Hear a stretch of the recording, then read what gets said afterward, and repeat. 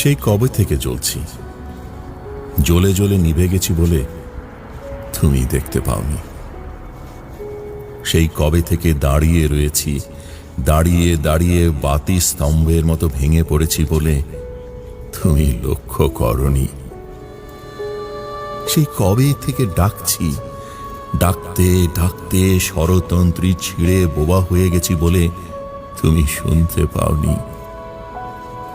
সেই কবে থেকে ফুটে আছি, ফুটে ফুটে শাখা থেকে ঝরে গেছি বলে তুমি কখনো তোলনি।